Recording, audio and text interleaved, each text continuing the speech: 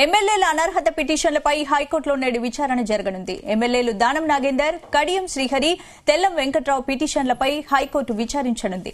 BRS పార్టీలో గెలిచి కాంగ్రెస్ పార్టీలోకి వెళ్లారు. ముగ్గురు ఎమ్మెల్యేలపై స్పీకర్ అనర్హత వేటు వేయాలని బీఆర్ఎస్ ఎమ్మెల్యే పాడి కౌశిక్ రెడ్డి పిటిషన్ దాఖలు చేశారు.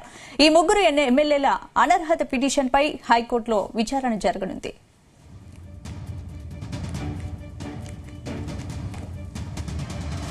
ఇదే అంశానికి సంబంధించి పూర్తి అప్డేట్స్ మా క్రైమ్ బ్యూరో చీఫ్ రవితేజ అందిస్తారు. రవితేజ, అనర్హత పిటిషన్ పై పాడి కౌశిక్ రెడ్డి వేసినటువంటి పిటిషన్ ఈ రోజు హైకోర్టు విచారణ జరిగేటువంటి అవకాశం ఉంది.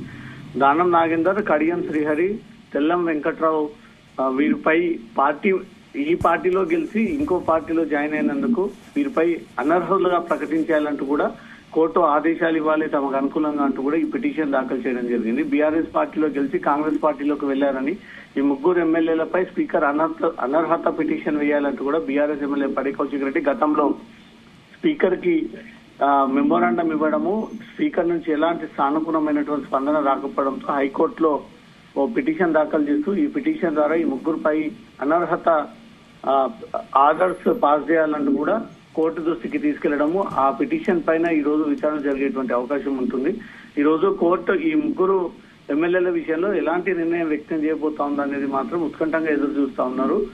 పాడి కౌశిక్ రెడ్డి అడిగిన విధంగానే ముగ్గురిని అనర్హత కోల్పోతా ఉన్నారు, మీకు అర్హత లేదు అంటూ మాత్రం కోర్టు ఏవైనా ఆదేశాలు ఇస్తే మరి ఈ ముగ్గురు ఎన్నికల విషయంలో గానీ, వారు ప్రస్తుతం కొనసాగుతున్నటువంటి ఎమ్మెల్యేల పదవుల విషయంలో గానీ రాష్ట్ర ప్రభుత్వం ఏ నిర్ణయం తీసుకుంటుంది, ఎలా మళ్ళీ ఆ మూడు ప్రాంతాల్లో కూడా ఉప ఎన్నిక నిర్వహించబోతామనే దానిపై కూడా కొంత ఉత్కంఠంగా నెలకొన్నటువంటి అంశం. కాబట్టి ఈ రోజు కోర్టు నిర్వహించేటువంటి విచారణలో పాడి కౌశిక్ రెడ్డికి అనుకూలమైనటువంటి ఆర్డర్స్ వస్తాయా, లేదా ముగ్గురు ఎమ్మెల్యేలకు రిలాక్సేషన్ కల్పిస్తూ పాడి కౌశిక్ రెడ్డి వేసినటువంటి పిటిషన్ ని తిరస్కరిస్తారనే దానిపై మాత్రం మరి కాసేపటి ఒక క్లారిటీ రానుంది. స్పందన అంటే రవితేజ, ఇప్పుడు పాడి కౌశిక్ రెడ్డికి అనుకూలంగా తీర్పు వచ్చి ఒకవేళ ఎమ్మెల్యేలపై అనర్హత వేటు పడితే ఏంటి తదుపరి పరిణామాలు ఎలా ఉండే అవకాశం ఉంది?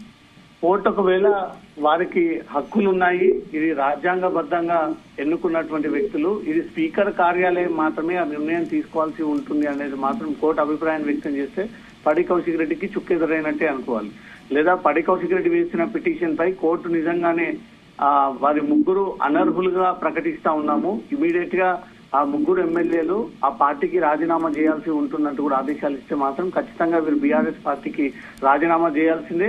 ఈ విషయం ఇక్కడ రాష్ట్ర ఎన్నికల కమిషన్ మళ్ళీ కేంద్రానికి ఈ విషయం తెలియజేయడము, మళ్ళీ కొత్త నోటిఫికేషన్ రిలీజ్ చేయడము, మళ్ళీ ఆ ఏరియాలో కూడా ఉప ఎన్నికలు వచ్చేటువంటి అవకాశాలు ఉంటాయి. కాబట్టి కోర్టు కొన్ని విషయాలలో ఇది కేవలం స్పీకర్ తీసుకునేటువంటి నిర్ణయమే, ఇది ప్రజాస్వామ్యబద్ధంగా ప్రజలు ఎన్నుకున్నటువంటి వ్యక్తులు కాబట్టి ఏ పార్టీలో ఉన్నా మొహం చూసి ఓటేసినటువంటి ఈ అంశం కాబట్టి దీన్ని కోర్టు ఒకవేళ అంగీకరిస్తుందా, కోర్టు గతంలో ఎక్కడ కూడా ఎమ్మెల్యేలను అనర్హతగా ప్రకటించండి అంటూ కూడా ఈ పిటిషన్లు దాఖలు చేసినటువంటి సందర్భాలు లేవు.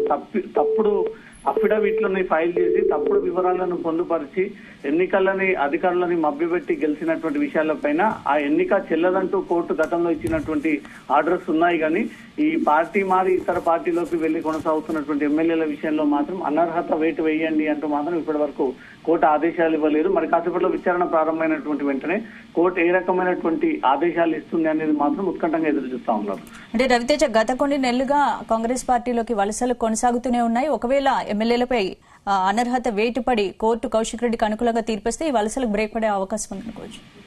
ఖచ్చితంగా ఇప్పుడు బీఆర్ఎస్ లో అనేక మంది ఎమ్మెల్సీలు, ఎమ్మెల్యేలు, గతంలో ఉన్నత హోదాలో ఉన్నటువంటి వ్యక్తులందరూ కూడా ఆ పార్టీకి రాజీనామా చేయకుండా ఇమ్మీడియట్ గా కాంగ్రెస్ పార్టీలో జాయిన్ అవ్వడం చూస్తూ ఉంటుంటే ఈ విషయాలన్నీ కూడా ఎప్పటికప్పుడు కోర్టు ద్వారా తీసుకెళ్లి కోర్టు నుంచి వీరు వాళ్ళపై చర్యలు తీసుకునేటువంటి ప్రయత్నాలు జరుపుతా ఉన్నారు.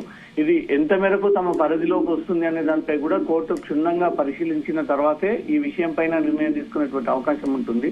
వీరు ఎమ్మెల్యేలు గానీ, ఎమ్మెల్సీ గానీ ఇప్పటి వరకు ఎమ్మెల్సీల విషయంలో ఎవరు కోర్టు నోటీస్ కి తీసుకురాలేదు. కానీ కేవలం దానం నాగేందర్, కడియం శ్రీహరి, తెల్లం వెంకట్రావు, దానం నాగేందర్ కు గత ఎన్నికల సందర్భంగా, ఎంపీ ఎన్నికల సందర్భంగా తనకు సికింద్రాబాద్ టికెట్ ఇస్తా ఉన్నారని ఇమ్మీడియట్ గా తెలుసుకున్నటువంటి విషయాన్ని తన ఎమ్మెల్యే పదవికి రాజీనామా చేయకుండా ఆ విషయం కనీసం మెంబర్షిప్ క్యాన్సిల్ చేసుకోకుండా అతను కాంగ్రెస్ పార్టీలోకి వెళ్లి తిరిగి అతను ఎంపీ కాంగ్రెస్ పార్టీ నుంచి పోటీ చేయడం జరిగింది. వీటన్ని కూడా ఉల్లంఘనకు పాల్పడ్డారు.